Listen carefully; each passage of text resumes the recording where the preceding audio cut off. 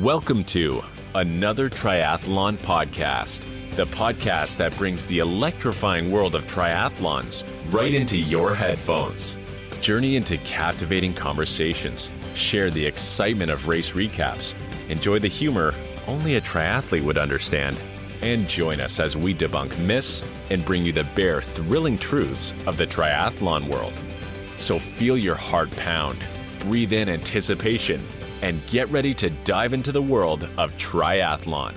This is another Triathlon podcast. Enjoy the ride. Welcome back to another Triathlon podcast brought to you by Mona Apparel. This week, we've got something so exciting. We have got one of the greatest in the sport at the moment, Gustav Iden, joining us for our episode 100. It's pretty hard to believe that we've been going at this for about 2 years now, and it's exciting to have such a personality and talent in the sport coming to join us. But first, wanted to say thank you and congratulations to you guys, Josh and Fede. How crazy is this? 100 episodes. Can't believe it. It's amazing. I mean, it feels like it was yesterday, honestly.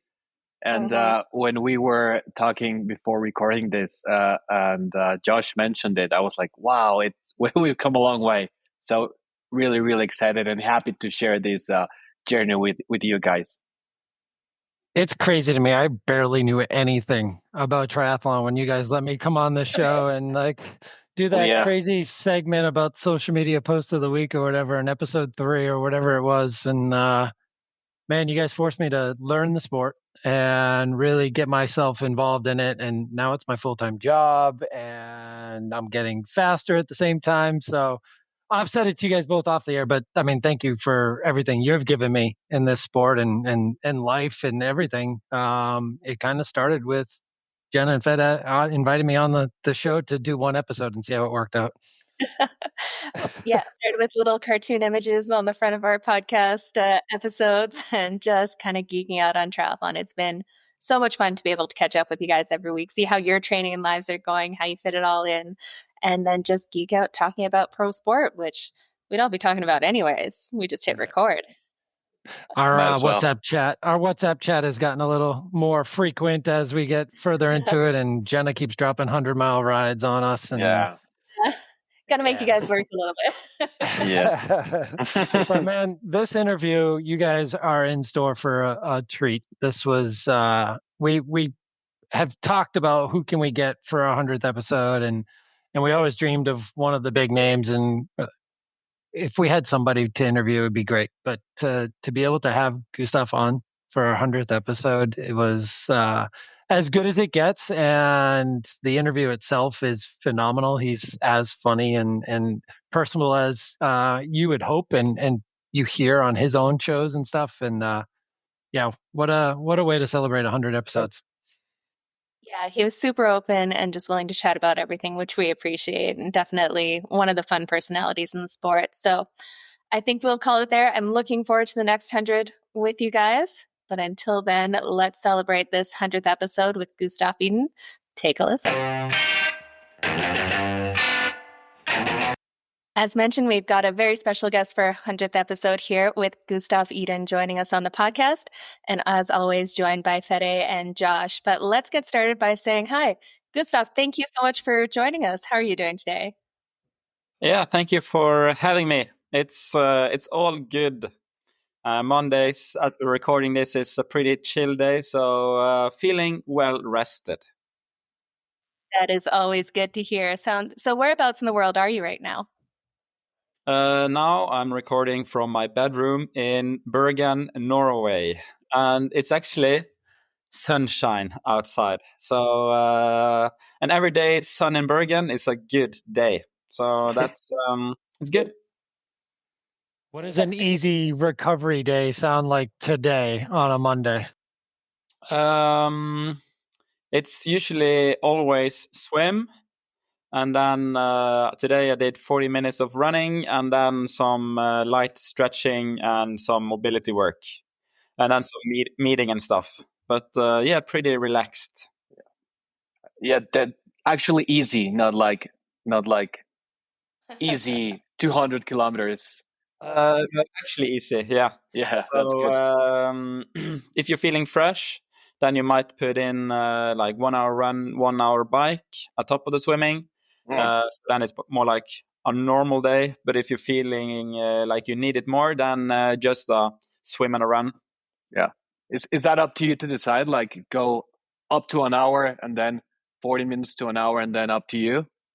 Yeah. So, as you might know, I'm self-coached now.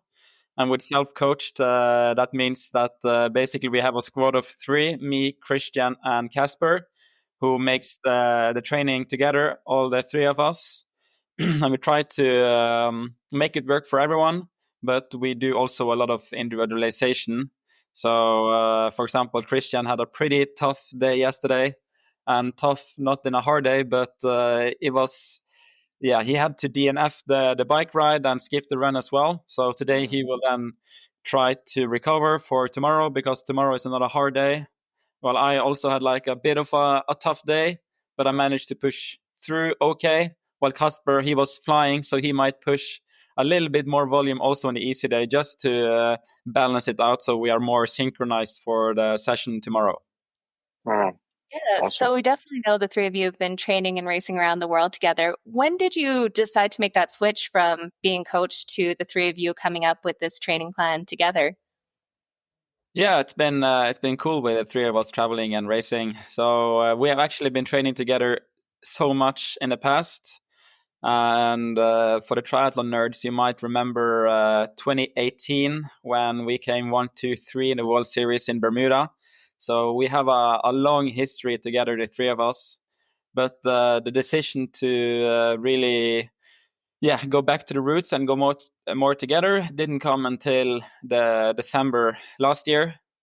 So we wanted some new challenges, especially me and Kristian. Been training under Olav for a really long time and coming from Arild even before that. So having 2 very scientific and good coaches, learned amazing bits. Like, we have learned so much. And that's one of the reasons why we also dared to take on this quest, was because we really feel that they have given us so much. And Olav, he was ready for a new chapter in his life as well. So he is now with Uno X, the Norwegian cycling team, and they're doing a great success as well. So it's cool to see him thrive there. But it was, I think it was a good time to do it.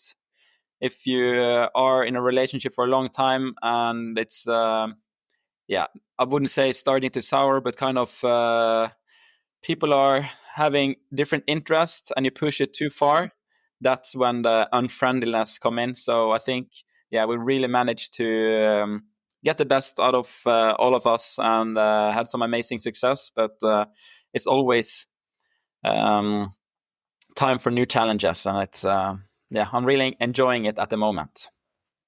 Yeah, you mentioned that Bermuda race, and that's actually when you kind of came on my radar, the Norwegians coming up in there. Did you guys expect that result at all? I know World Triathlon didn't. They had to try to source a 3rd flag because they didn't expect 3 Norwegians on the win or on the podium.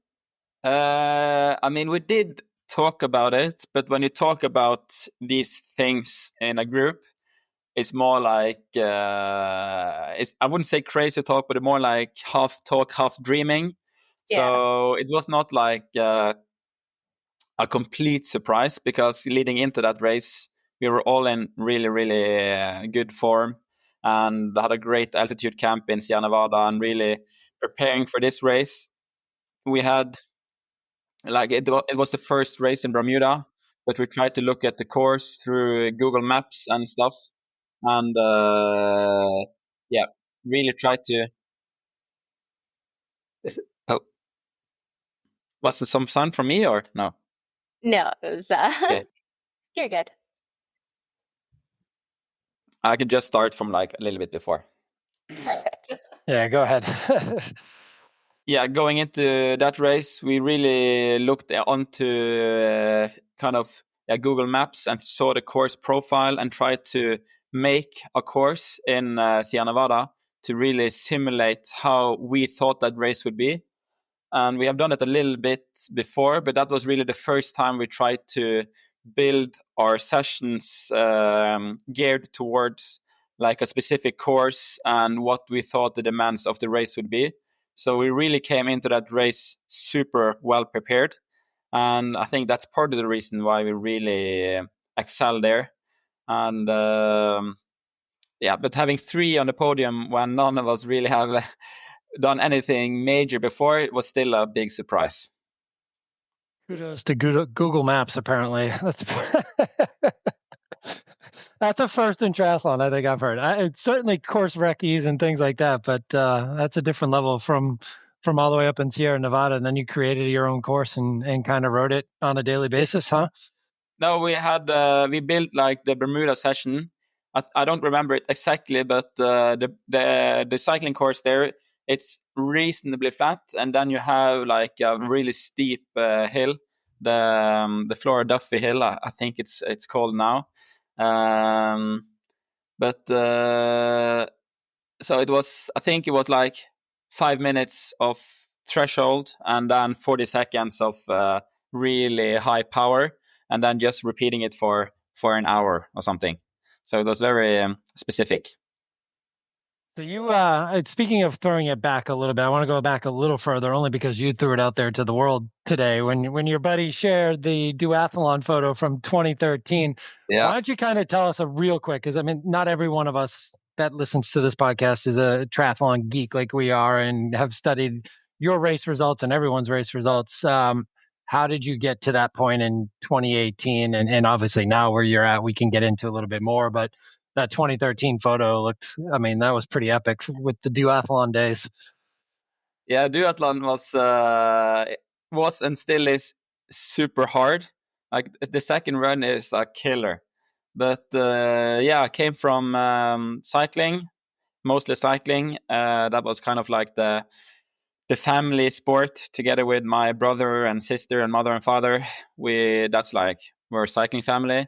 But also did a lot of running, especially like road runs and some steeplechase and cross country, and have some medals like nationally, but nothing other than that from cycling and running. But I started to dream big already quite early, and my dream back then was to win the Tour de France. But I didn't want to give up running, because running was still kind of a big part of me. And I knew if I was going to win the Tour, I couldn't be running on a daily basis. It just had to be ride. So instead of sacrificing my running, I got the hint of maybe triathlon was a sport for me. And the National Federation, they had an open gathering in Oslo back in 2010, I think it was. And I was there. I was told by some of a coach who now, he has not apologized his words, but he said he was mistaken. But he said, the Iden brothers, they will never be anything because they can't swim. And since then, I've been basically trying to master swimming. And been better at cycling and running as well. So it's actually 15 years ago now. It's crazy. I don't feel that old, but when I look back, it's been a long journey. Yeah, definitely. And you guys had a great career within the short course side of things, but I think most of our listeners kind of followed more on the 70.3 and Ironman distance, and you exploded on that distance. You really had some incredible results. What was the decision to change from short course to actually giving the longer distance a try? And do you feel that distance suits you more? Yeah, I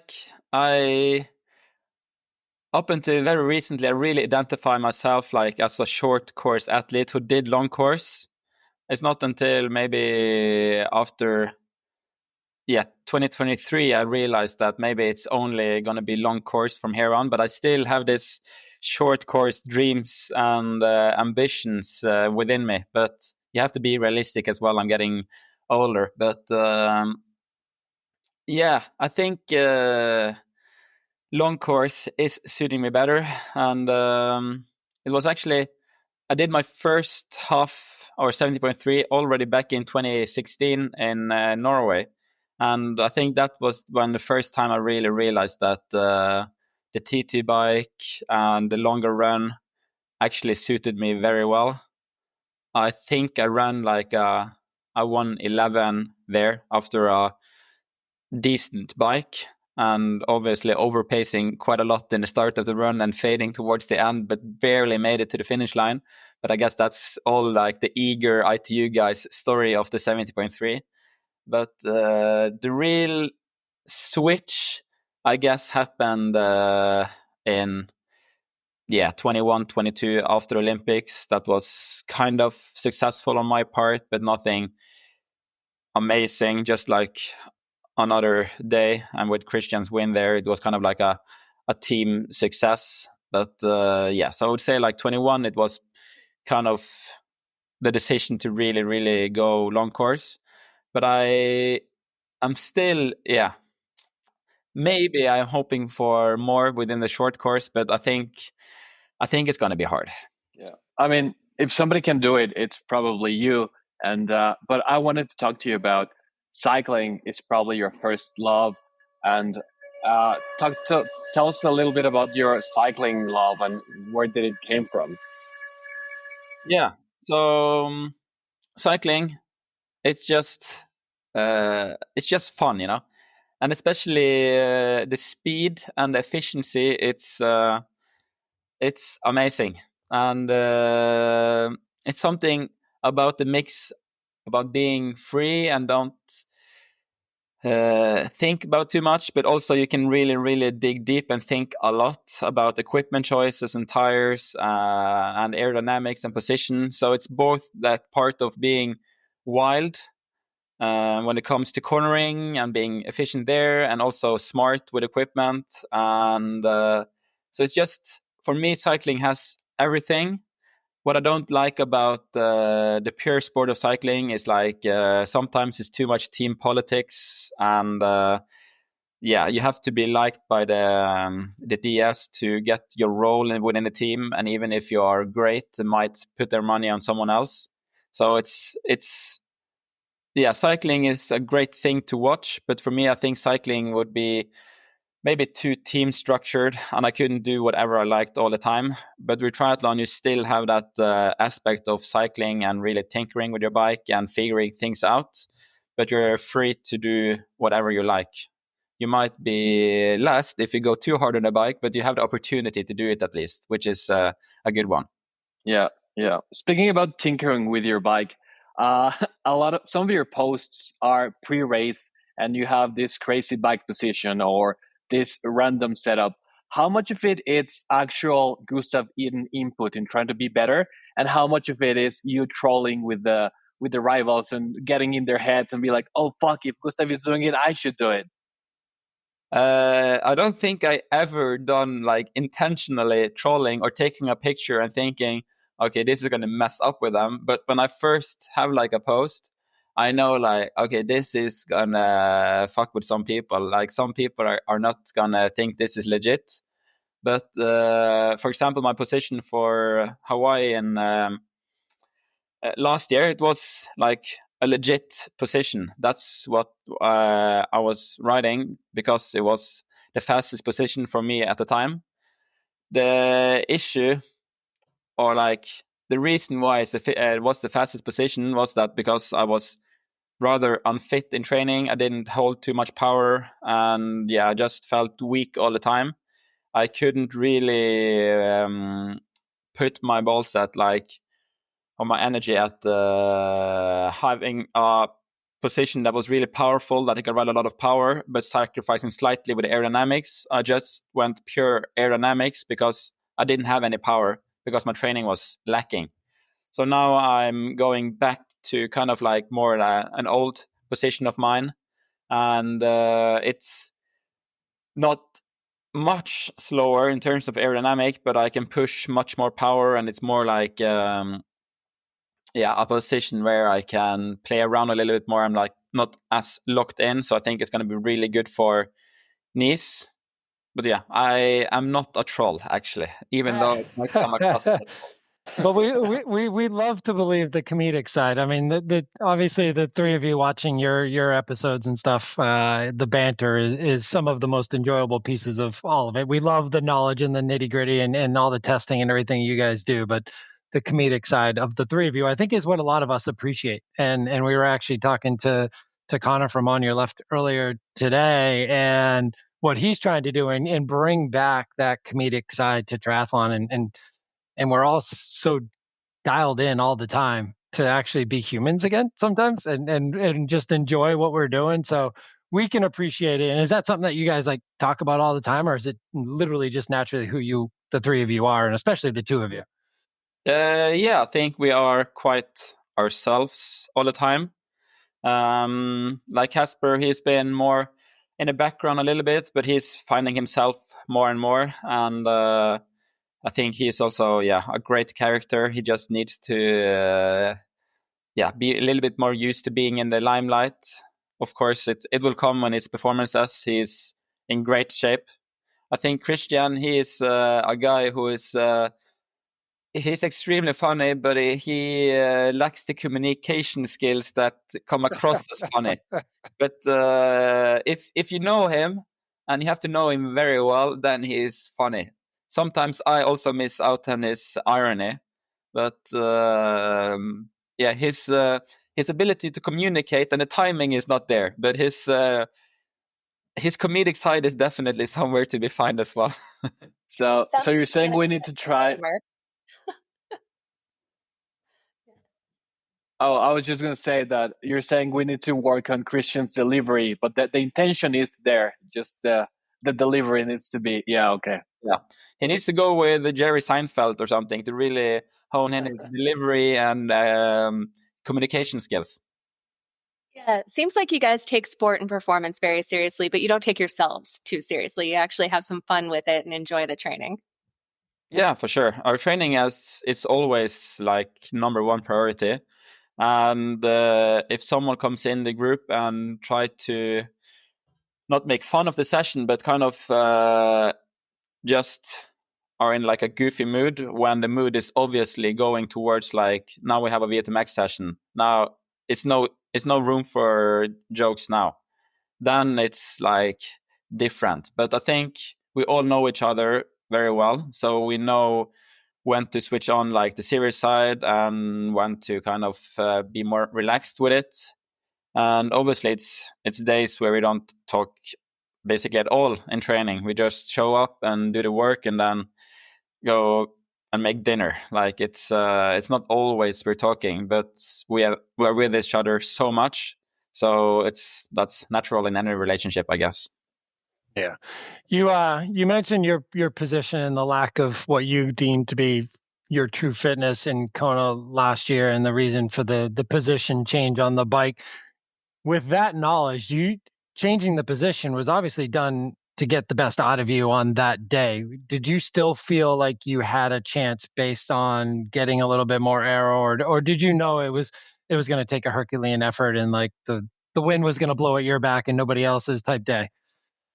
Yeah, it's crazy how much you can fool yourself. So actually, I did have some sort of belief kind of in race week, and you still think that this might be possible. Like Ironman is anything is possible. So you kind of fool yourself a little bit into really believing it if you have like the perfect day with perfect conditions. And I think one of, not my issues, but one of my challenges was also that the 2022 victory came so easy in many ways. It's always easiest to win, then you don't have to give it all to win. Sometimes you just win naturally, but if you come second and you're happy with it, that's not good at all. So if for second, then you're always fighting to catch first. So I think my win in 22 kind of make me think that I was invincible in some ways, because the training going in there obviously was very good, but it was nothing insane. And my training going in there in 24 was much worse. And but Kristian had basically the same as I did in 22, but he underperformed extreme as well. So I think, I did believe, maybe not the victory, because I was certain that Kristian was going to win, but I still believe that the top 5 was possible. But looking back now, it's insane to think that. Like, I didn't have any sessions over 30K, and I think like 24K was the longest sessions I did.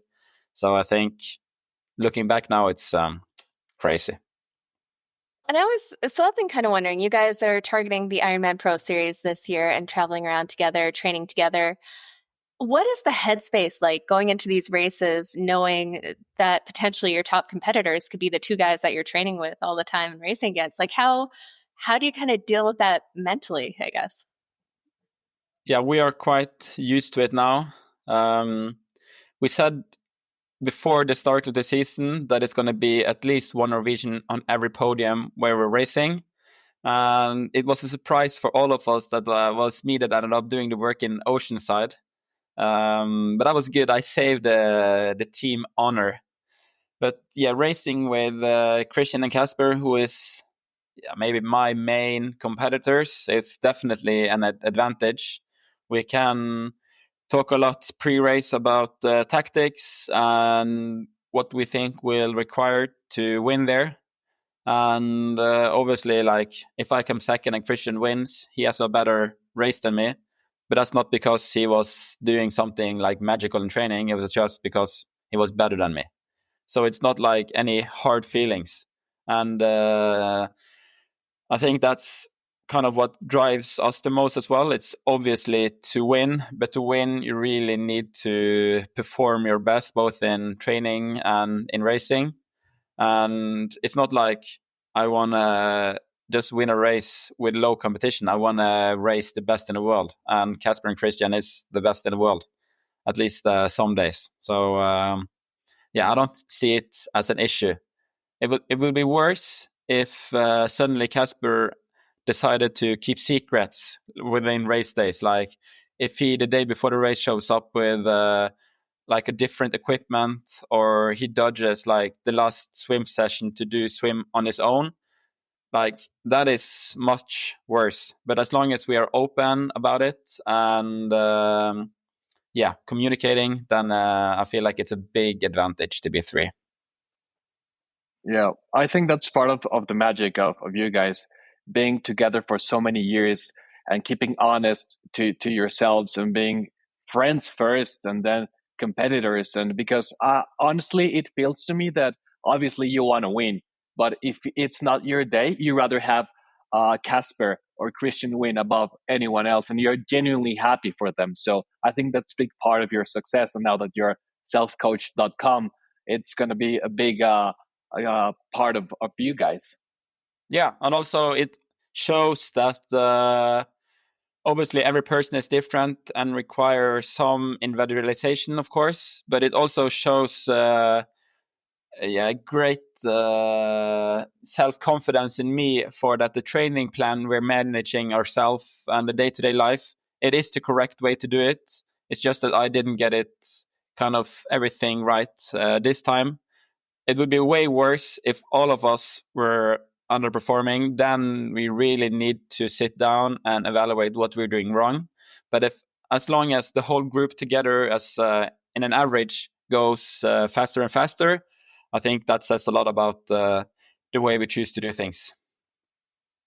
I think we need to figure out the tires and the sealant and the other things that have gotten away a few times. And now I would say I had a pretty good race at Oceanside. You had a pretty good race at Oceanside. I was at the AG1 breakfast. You were at the AG1 breakfast. The next gen formula. I've had mine today. I don't know. Have you had yours? Yeah, obviously. It's good morning. You should have asked me at 6 a.m. Then the answer would be no. Now it's 6:30 in the evening here, so yeah. Nice. But are you always a morning guy, or?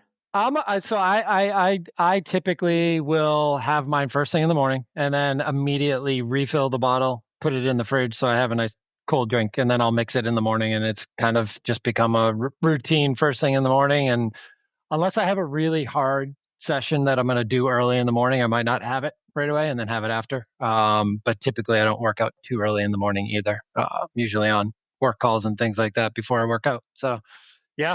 We usually like have swim first, and then I don't feel like digestive issues if I do too much. If I had a morning run, which I don't do too much anymore, then I might only do like a glass of water and a banana or something.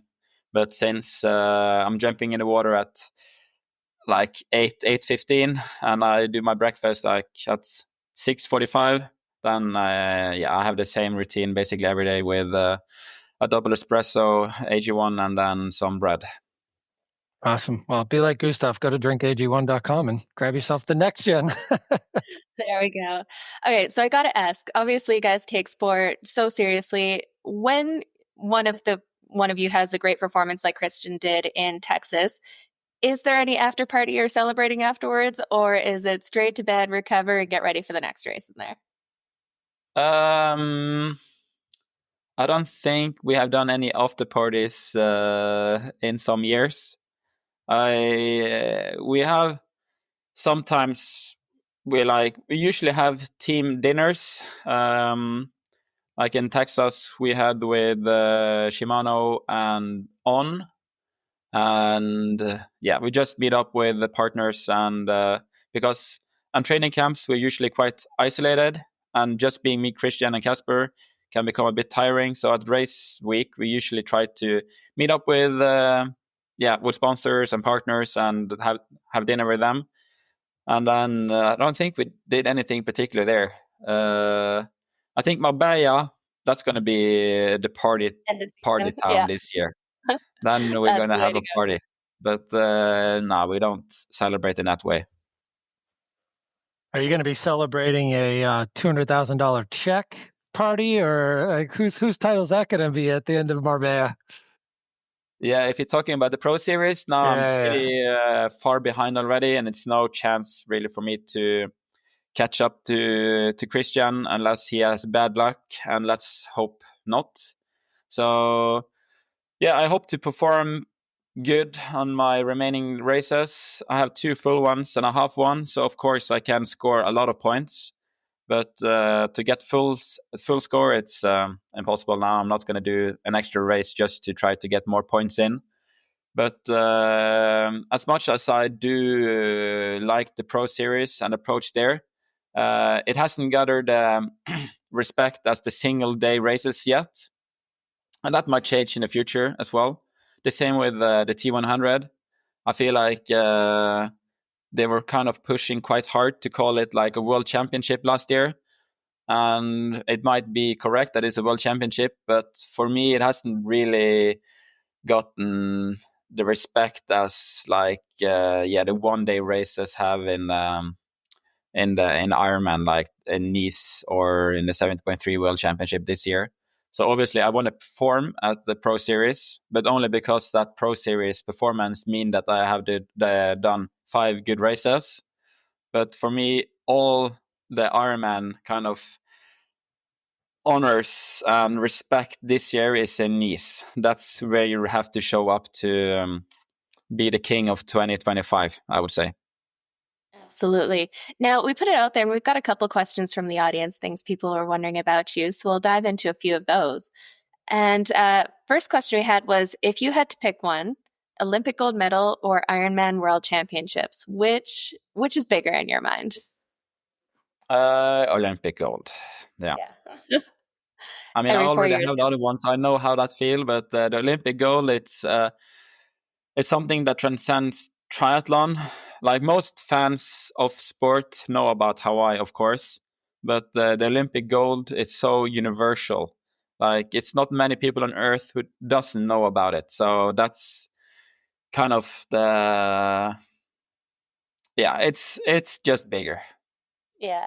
And, it sounds like you still have some short course kind of ambitions or love for it. Are we going to see you going for LA, or what's that plan look like? Yeah, like I'm pretty easy going with planning. I have like, of course, long-term ambition and stuff, but I'm pretty like take things as they come. And if I have an opportunity that comes to mind, or like if my run suddenly comes around because now I'm running way too slow to even think about it. But it's still a few years to go. And if my running training is like improving quite a lot and I see that it's a chance and I can maybe increase my running a little bit more and kind of risk it in terms of my Achilles injury, which is not an injury anymore, I need to kind of watch out for it, then I would definitely try. But so now I'm just way too slow to even think about it. Such a different sport, really. I mean, it's almost you look at the different athletes. I mean, the fact I think we just talked about Kristian's going to go do a WTCS event in the coming weeks. I mean, it's just crazy to go back and forth and then come and perform at the level that you guys do. It's not easy, and not many people can do it. And I think we're in that midst now where you've got a lot of those short course guys like Alex and Hayden and Leo that are in between. And they're making the leap, but they haven't got fully into the Ironman world like you guys have in that distance. So I think they can go back and forth a little easier. One of the questions that we got too was looking back at your career at this point, is there anything that you would change, any moment that you would change, handle differently? Yeah, I think up until 2022, basically everything has been quite smooth. It was pretty easy to be me, and and had basically good results every year. Of course, not every race was good, but that's how it is. But at least I had a few amazing results every single year for 5-6 years.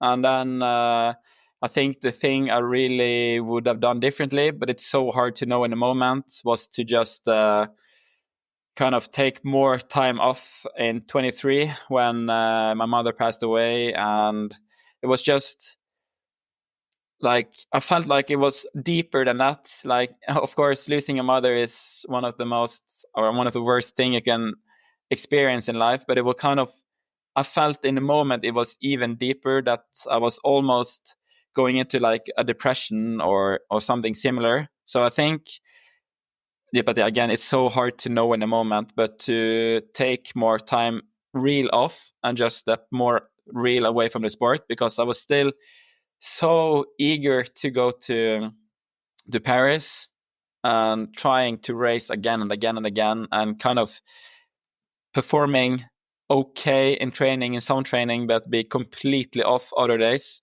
and kind of using the days where I had okay performance to trick myself to think, okay, this is going, and then you have 2 weeks until the next good training. That was not smart, to just be so ignorant to how bad I was feeling.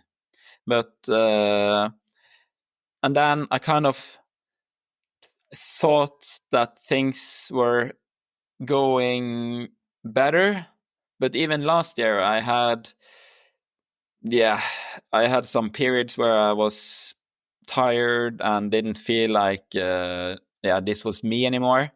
And I think a lot of it has to do with performance. If I was performing good, then obviously I would be feeling better, because so much of my personality is triathlon, and so much of triathlon is performing.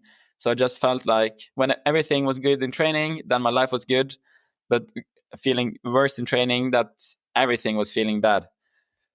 So it's I don't know what like specifically I would have done differently, but maybe just taking more time away.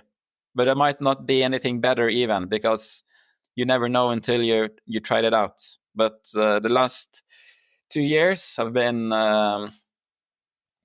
it's been so much up and down, and I had at least some good performance. I enjoyed racing in Samarkand last year in Uzbekistan with Kristian, and even coming on a podium there. That was fun. And then the pursuit trying to get back to Kona was fun at times. But obviously when you know the end result, it is not as cool. But now I'm really eager to perform in Nice. So I think like being 2-3 years away from high performance or like top performance is not that bad in the grand scheme of things. I want to keep going until I really, really feel done. So I think 3-4 years of bad performance is obviously, it's hard at the moment, but I think in 5 years, like most people won't even remember that I was gone. Yeah, absolutely. And that's the one thing, you've been at the very top, so you know how to get back there and you know what it takes to get there. Hope so. Which kind of leads me to another question here. So there's been tons of discussion around fueling, especially on the bike these days. We got Cam Worth with his saying he's taking in 200 grams of carbs per hour.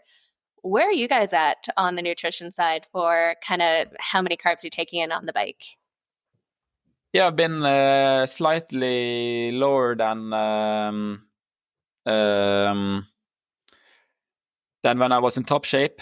Obviously, like, it's very trainable as well. I think in Kona in 22, I was quite high. I was like 180 something, also on a run, which like a lot of people take a lot of that on a bike, but also I was very, very high on a run as well. Which I think I did the best there of all my competitors. Like pushing hard on a bike, it's simpler, but getting it all in a run, that's a completely different story.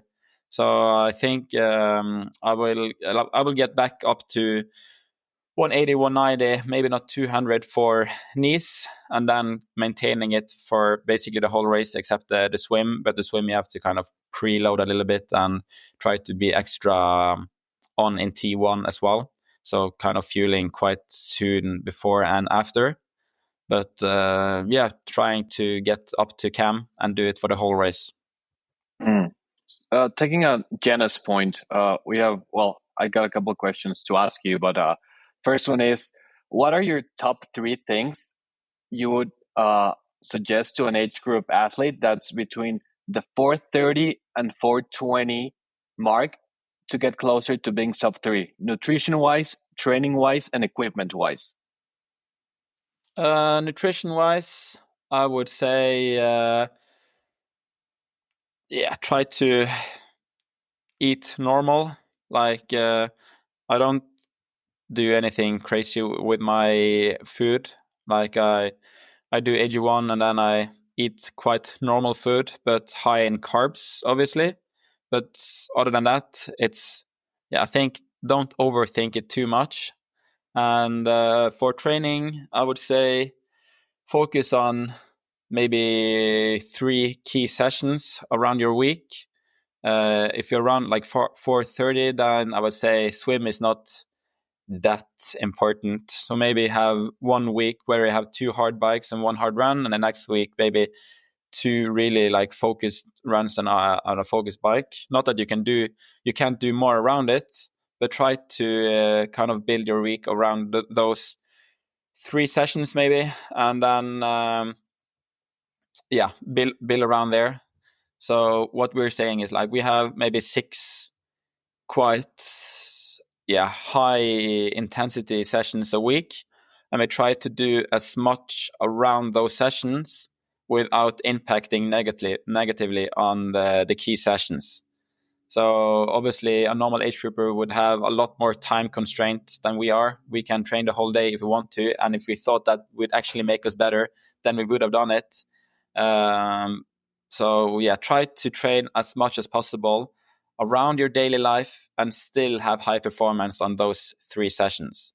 Not that you have to go super hard on those 3, but it's just that it's very much easier to monitor a hard session than an easy session. You can kind of feel tired in an easy session and still kind of push through in a good way. But if you have a controlled session that it's pretty hard every week and you suddenly feel worse and worse and worse, then you're doing something wrong. So that's why I would say, focus on 3 sessions, because then you have like the mental awareness also around those sessions to see if you actually are improving. And you can't always push through if you're feeling bad there. So maybe that's a good tip. And equipment-wise, I would say, maybe try to be a little bit more aggressive when it comes to aero. I know comfort is a big thing, but also it can be trained. So try to get a bit lower, maybe stretched out a little bit more if that's your thing. So push aero a bit more because it's so much to get there. Maybe that's not direct equipment, but it's at least like something equipment-wise. And buy on shoes, of course. Obviously. Speaking about on shoes, on Kona 22, I remember it was before the swim start. I raced as well, obviously way behind you, but it was, you were about to go into the pool and you were running because I think the pros were already getting into the water, and I think you were zooming in and everybody was asking for pictures and you were like, "Oh, I'm sorry, I need to get into the water." But that was cool to see that also literally the champion of the world, it's has some time constraint there before the race. But I wanted to talk about the on shoes. You run on the Cloudboom Echo, Echo 3. Was that the shoe you run in Kona 22? And what adaptations have you made to the shoe you run in right now, both comfort wise and efficiency wise? Because I know sometimes the most comfortable shoe for you does not mean it's the most efficient shoe for you. Yeah, so for Kona 22, we had a not very long term, pretty actually short on time to make a shoe. So going into that race, I had actually signed with On quite a bit before, but it was not official and it was kind of a little bit under the radar. But I signed with them, and the ambition was to make a shoe that was faster than the shoe I used previously, which was like a Nike shoe. So I was like testing that shoe and the On shoe, and in the start it was quite a bit slower and I felt like harder on the calves, and I didn't want to run with them. And that's when the On team was really like, okay, if he's going to run in On shoes, because what was crazy with the deal was that I wasn't supposed to run in a shoe that wasn't the fastest shoe that was for me. So like I could run with other shoes as long as the other shoe was actually faster than the On shoe. So the On team was like, okay, the only way for him to actually promote On when we pay him to run with On is to make the fastest shoe in the world. So it was a big team coming together, and we did a lot of testing, and we started with the Echo 3 as like the base, because that's quite easy to modify. And we did blind testing with the team. So we had Cloud, or like the Echo 3 with softer carbon plate, stiffer plate, less dense foam, harder foam, and different stack heights and angles, and like some crazy concepts as well that we might implement in the future. But then we found that the Echo 3 with that stiffness and quite a bit higher stack was just incredible for me and my stride. So when we realized that shoe was the fastest, then we kind of made the promotional video. So the promotional stuff for me signing with On was filmed like race week in Kona and published the day before the race, because there was so much uncertainty of what shoe to wear. So that was that story. But now we're like continuously working. Sadly, the World Triathlon and Ironman decided to follow World Athletics when it comes to shoes. So it wasn't the rapid prototyping that we hoped for when we signed the deal, because that was what I really, really loved about On, was the rapid prototyping and being at the forefront myself. I could be telling them ideas like a month, 2 months before, and then the team could get together and not make a production worthy shoes like you see the stitches and the quality control would not be amazing, but that I can have a race ready shoe in a couple of months, which is insane. So we're still doing it behind the scenes, but now we can't do it in a race situations, which is a bit annoying, because I know what's coming in the future and I know which shoes are just next level, but I still have to wait for it to get approved, and things like when it comes to bureaucracy, it's always a bit slow, but we're still working closer together to really push the limits, but takes time. Well, definitely pushing the limits still, because I think 2 years ago in Boston, when the light spray was dropped, Helen O'Beary got the green light like on Friday night or Saturday morning before the race on Monday to go ahead and race in them. And I had a chance to wear them this year before the Boston Marathon. I race in the Cloud Boom Strike, so appreciate everything they're doing and you helping lead the way for us triathletes. Yeah, and I don't think it's like secretive or anything, but we did like a new round of testing in Bergen a few days ago, and we're still pushing the limits when it comes to the test and new ideas. And I just love how open they are to athlete feedback. That is also very good. So I love it. How do you choose between the light sprays and the Cloud Boom Strikes, like the regular lace shoes? Do you still make decisions which one to wear based on the course itself, or are you pretty much strictly one or the other? For now, I've been racing mostly in the Strike, not the Strike LS. But I think for Nice, I will go for the light spray. It's pretty similar, but it's some geometry difference in the shoe. And with my Achilles, I've been a little bit weak in my calves. I'm doing a lot of stretching, but I haven't been pushing the strength part yet because the muscle has been quite tense. But I've been doing more and more leg presses as well now, and I'm starting to really get the strength up there. And you need a little bit more like snappiness and a little bit higher speed for the light spray to really kick off. So my ambition is to run in the light spray for Nice, because then I know I am running fast. There you go. Well, we've got a couple kind of quick fire questions before we let you go here, just diving in a little bit more. What's the weirdest thing you've ever eaten during like racing or training? Have you ever been like stopping at a gas station where you just bonked and you got something bizarre? I think one of the worst thing I ever eaten was the day after the race in St. George 2021, the World Championship there for the half Ironman, and we did the course just easy to have something to do, me, Kristian, and my brother, and we stopped at the pizzeria, but it was the most American thing ever. It was like a thick crust and even thicker part cheese.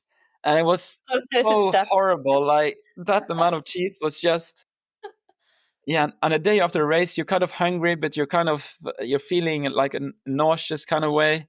And that was not it for me. I barely ate half a slice, and we had to throw away basically a whole pizza because we're like, oh yeah, let's get some pizza. And we bought like 2 full ones. But that was horrible. American pizza, sometimes good, most times bad. Fair enough. Oh, especially after a race there. If you had to race an Ironman partnered with another pro, who would it be and why? Now, it could be someone that'll make you faster or someone that would just be fun to spend the time that it takes to do an Ironman with. Casper and Kristian, I'm training too much with, so it's not going to be them, that's for sure.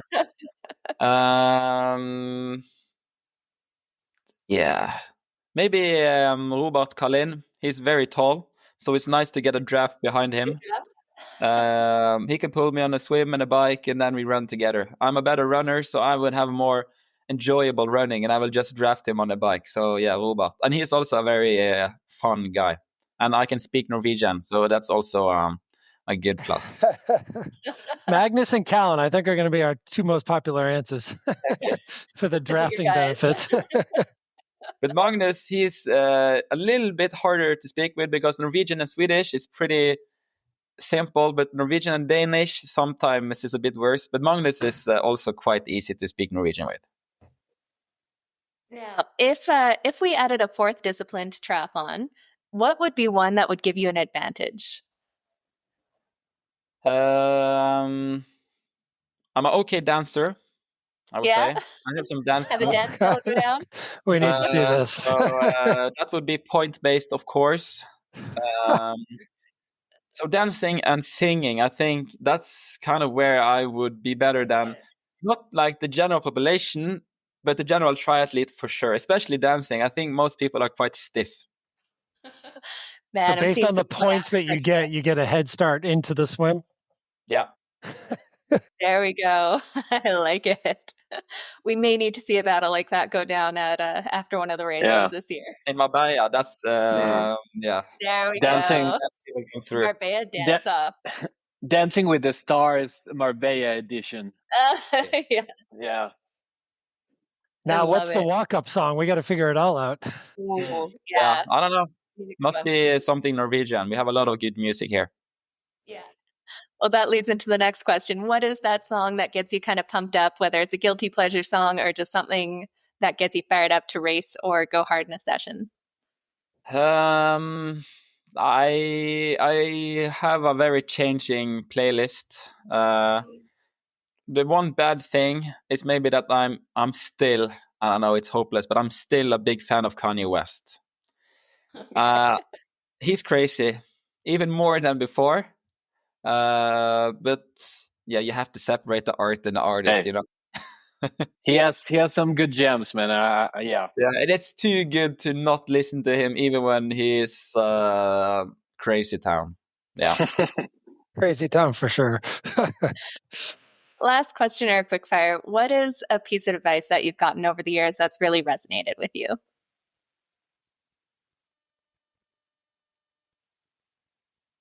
I think like I made it into my own a little bit, and my own slogan is kind of winning is a choice, and I use it more in the day-to-day life, where like it's a choice to go to bed at 9 and wake up well rested, and it's a choice to go to bed at 11 and not be well rested. So everything you do throughout the day, even though you don't feel like you have a lot of choices, but basically everything is a choice. You just have to be aware of it and aware of your ambitions and your goals. It's okay to go to bed at 11, but then, yeah, you have to expect less. If you go to bed at 11 and I still expect more, that's where the issue comes. So, yeah, I think I've been more accepting of kind of other people's lifestyle, because I know that, yeah, most people, they don't want to spend their life chasing a goal that's very likely not going to happen. But for me, like, I am, so ambitious still that I'm willing to not sacrifice, but willing to take away a lot of my choices, because everything is it's kind of easier for me, because I'm gonna say no to basically everything, because performance is it all. So in one way, this life is simpler, because you just kind of have like a flow chart. Is it going to make you better? Yes, do it. No, don't do it. So it's very like simplified, but training is kind of simple as well. Do more and do better, basically. Do you think you've given yourself enough credit to this stage in your career, or is it, like you just said, is it about optimizing the next performance that you have on the table or on the calendar? Or do you think you have had a chance to look back and say, I've been pretty damn good at this sport? Yeah, but I think it's if all your conversations is that I used to be so good, then you're done. Like, yeah, then it's never gonna come back. So yeah, let's re-record this podcast in 10 years. Yeah. Then you'll be back in the age group world, crushing us there. I don't know. I'm not sure if I will be an age grouper. I don't think I will be racing. I think more like road tripping on a bike. I so badly want to go on what's it called, like bike touring, but to China or something, like a very, very long one. And that's cool. A shared dream together with my competitor Seth Ryder. So we kind of like thinking, like, shouldn't we just ride to China? Like, it would be so epic, but of course it's going to take months, and you don't have time for it. And by the time we both are retired from triathlon, then we most likely have families, and it's never going to be time. So I don't think it will happen, but it's still a dream of mine. It's a good goal. I like how you said that you don't make sacrifices, because this is the life you chose. And obviously what you do is what you would choose every single day. So I think that's very refreshing, and a misconception that a lot of pro athletes make sacrifices when in fact it's what they want to do and they do it happily. So it's very cool to see, to have you in a good mental health space, back happy, training, racing. So yeah, I'm just happy for you, and hopefully we're gonna see the best Gustav Iden yet. Yeah, hope so. And yeah, no one is forcing me to do this. I'm paid to do it, but I'm not forced to do it. So it's quite a big difference there. Well, on that note, thank you so much, Gustav, for giving us so much time here to kind of talk about you and your experience in the sport here and give some great advice to the age group athletes. So we will be watching and cheering you on for the season ahead in the Ironman Pro Series as you head towards Nice. But yeah, thanks so much for being here. Thank you. Thanks.